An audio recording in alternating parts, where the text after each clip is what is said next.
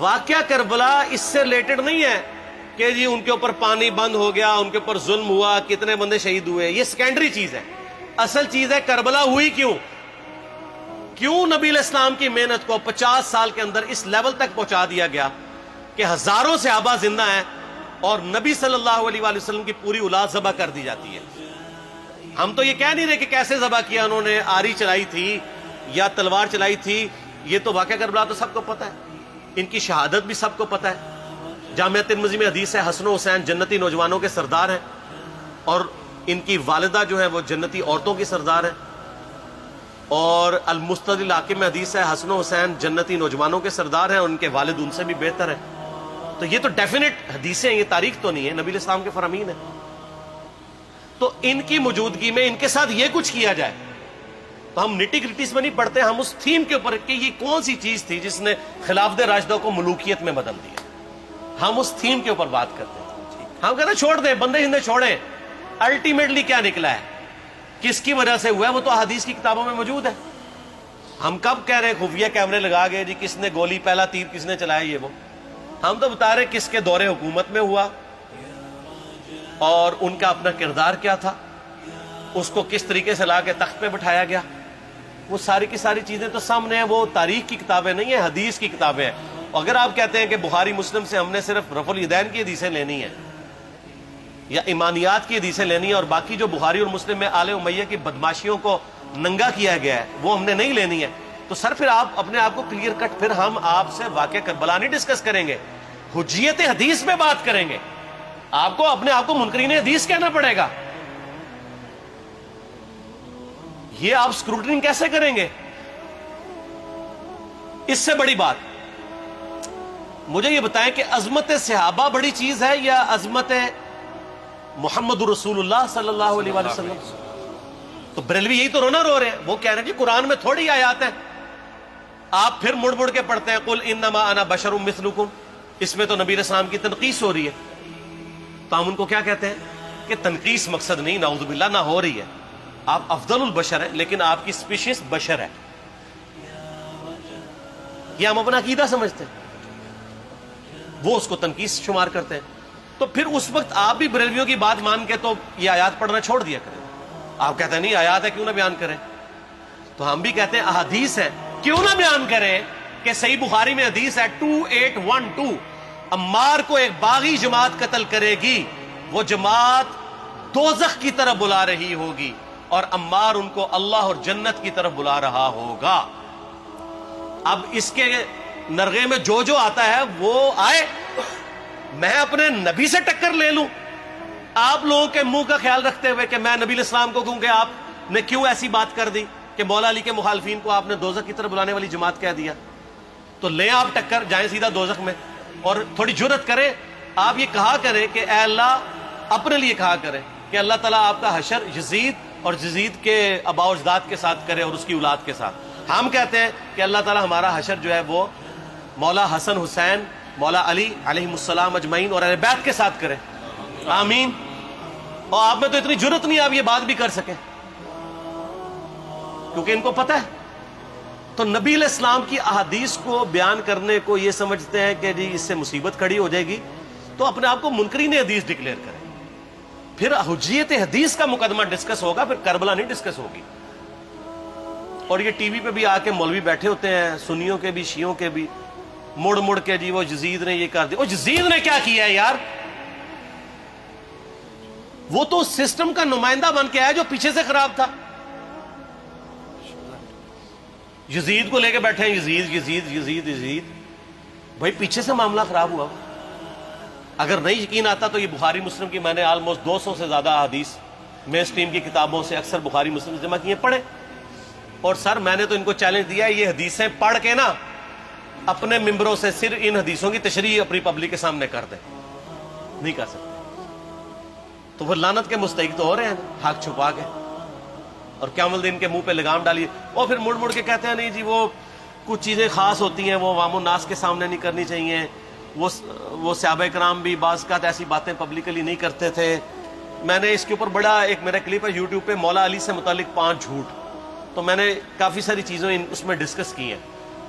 لیکن میں یہ کہتا ہوں کہ اللہ کے بندو، جو چیزیں نبی علیہ السلام نے منع کی ہیں بیان کرنے سے وہ تو ہم ڈسکس کر بھی نہیں رہے. میں نے آج تک آپ کو منافقین کے نام بتائے؟ آپ نے حذیفہ ابن یمان کو بتائے تھے نا آپ صلی اللہ علیہ وآلہ وسلم نے؟ صحیح بخاری میں آتا ہے. تو میں نے آپ کو بتائے، آپ رازدار رسول تھے، ختم ہوگی بات. میں نے کبھی ڈسکس کی ہے؟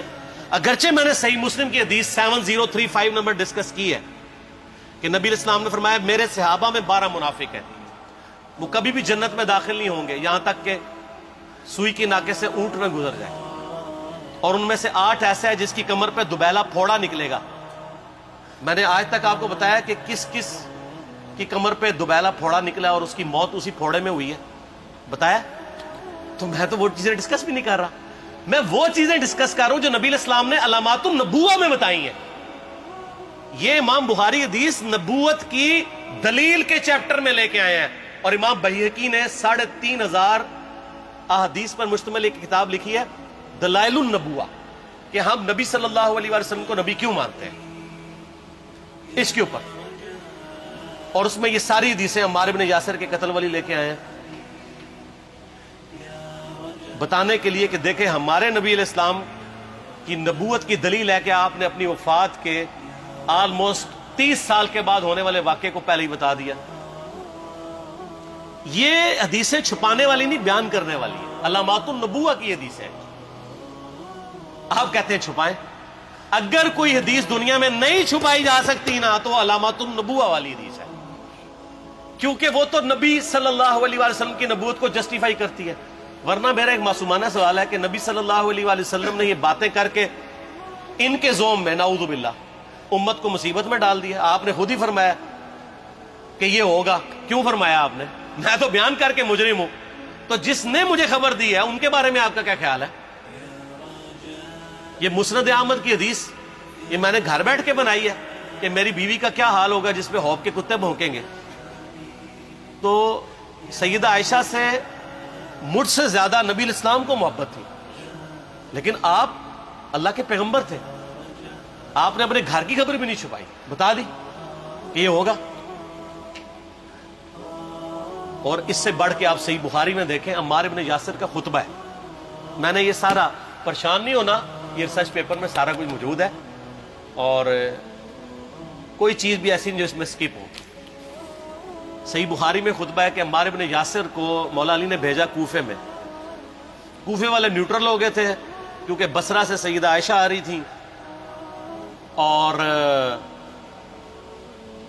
وہاں پہ انہوں نے کہا نہ ہم سیدہ عائشہ کا ساتھ دیں گے نہ مولا علی کا دیں گے. تو عمار بن یاسر کو تیار کرنے کے لیے، یعنی وہاں کے جو عوام تھی اس قتال کے لیے، مولا علی نے بھیجا.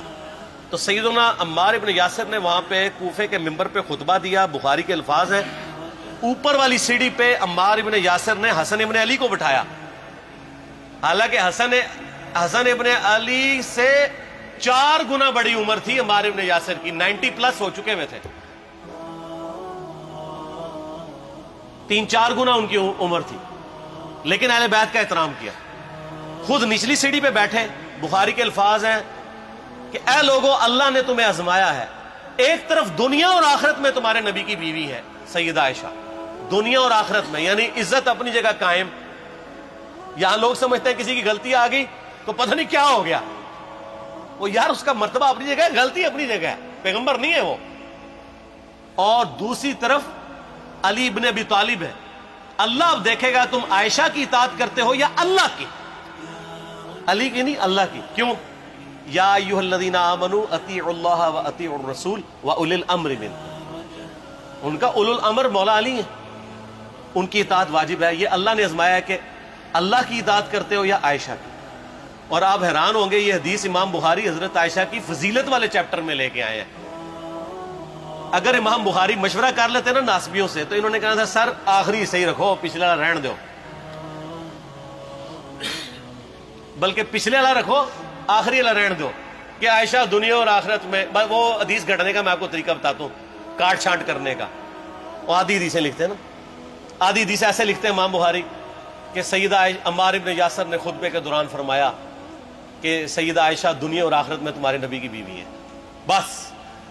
لیکن امام بخاری نے پوری حدیث لی ہے، آگے وہ بھی ڈالا ہے کہ اللہ آزما رہا ہے کہ عائشہ کی اطاعت کرتے ہو یا اللہ کی، جیسے آپ کے علماء کر رہے ہیں۔ صحیح مسلم کی حدیث 6488 آدھی بیان کرتے ہیں سارے مولوی، بریلوی، دیوبندی، اہل حدیث، سب، میرے صحابہ کو برا مت کہو، اگر تم میں سے کسی نے احد پہاڑ کے برابر بھی سونا خیرات کر دیا اور میرے صحابہ نے ایک مد یعنی 600 گرام خیرات کی، آدھا کلو، اس کے آدھے کو بھی نہیں پہنچ سکتا بس۔ حالانکہ یہ مسلم کی حدیث سٹارٹ اس سے ہوتی ہے کہ عبد الرحمن بن عوف کو خالد بن ولید نے گالیاں دی جھگڑے کے دوران، حالانکہ دونوں مسلمان تھے، دونوں صحابی تھے۔ آپ نے حضرت خالد بن ولید کو بلا کے ڈانٹا، فرمایا تم میرے صحابہ کو برا مت کہو۔ تو خالد بن ولید نے تو آگے سے نہیں کہا حضور میں بھی صحابی ہوں۔ ان کو پتا تھا کہ عبد الرحمن بن عوف نے اس وقت اسلام قبول کیا جب اسلام کا مطلب تھا مار، تکلیف اٹھانا، اور خالد بن ولید نے گولڈن پیریڈ میں صلح حدیبیہ کے بعد اسلام قبول کیا۔ میں اب تم لوگ یہ کر رہے ہو، تم لوگ اگر احد پہاڑ کے برابر بھی سونا خیرات کر دو، یعنی صلح حدیبیہ کے بعد والے لوگ میرے ان کے برابر نہیں ہو سکتے۔ اور جو فتح مکہ پہ معافی مانگ کے مسلمان ہوئے ہیں طلقاء، مؤلفۃ القلوب آل امیہ، ان کا تو لیول ہی کچھ نہیں ہے۔ یہاں تو خالد بن ولید کے بارے میں یہ بات کی جا رہی ہے، اور پھر وہ مؤلفۃ القلوب اپنے زمانے میں ممبروں پہ سب و شتم کروائیں سیدنا علی پر۔ تو سب سے پہلے تو ان کو کہنا چاہیے جن کے بارے میں حدیث تھی کہ تم صحابہ کو گالی مت دینا، ہم نے تو خیر کبھی دی بھی نہیں ہے۔ اور میں یہ آخری جملہ ان کو ایسا بولتا ہوں کہ جو ان کے دماغ تک ڈرل کر جائے گا کہ آل امیہ نے جو کچھ اپنے دور کے اندر سیدنا علی کی گستاخیاں کی ہیں نا، ہم نے تو ویسی کوئی ایک گستاخی بھی آل امیہ کے بارے میں نہیں کی ہے۔ میں نے آج تک آل امیہ کے اوپر بائی نیم کسی کے اوپر لعنت کی ہے؟ حالانکہ یہ مولا علی پہ کرتے رہے، یہ ہے لعنتی خود ہو گئے نا، جب مولا علی پہ لعنت کی تو لوٹ آئی۔ مسند ابی یعلا میں صحیح سند کے ساتھ حدیث موجود ہے، مسند احمد میں بھی موجود ہے کہ سیدنا علی کو جس نے گالی دی اس نے رسول اللہ کو گالی دی صلی اللہ علیہ وسلم۔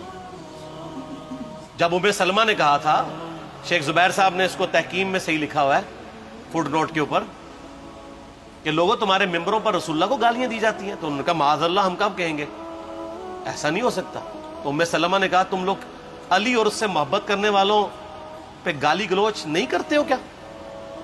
جبکہ میں نبی کی بیوی کہتی ہوں کہ سب سے زیادہ رسول اللہ سے محبت، سیدنا علی سے محبت نبی صلی اللہ علیہ وآلہ وسلم کرتے تھے۔ لہٰذا جب یہ تم کہتے ہو نا علی پر لعنت، علی سے محبت کرنے والوں پہ لعنت، تو یہ لعنت تو تم نبی علیہ السلام تک لے کے جا رہے ہو نعوذ باللہ، کیونکہ علی سے محبت کرنے والا پہلے نمبر پہ نبی صلی اللہ علیہ وآلہ وسلم ہے۔ اور پھر کہتے ہیں سب کا مطلب تنقید ہے، اور نہ پرانیاں گلاں، پرانے بابے، پرانے بزرگ، جھوٹے ہو۔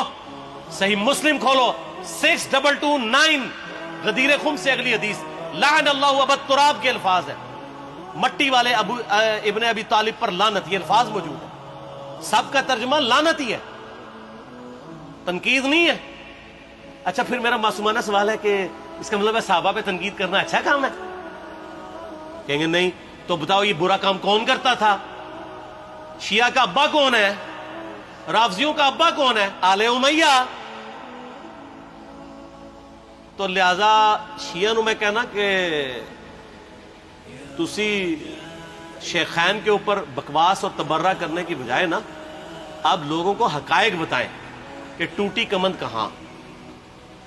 یہ سب مجرمین آل امیہ ہے، اور یہ آل امیہ اور بنو ہاشم کی لڑائیاں نبی علیہ السلام کی بعثت سے پہلے چل رہی تھی، صدیوں سے چل رہی تھی۔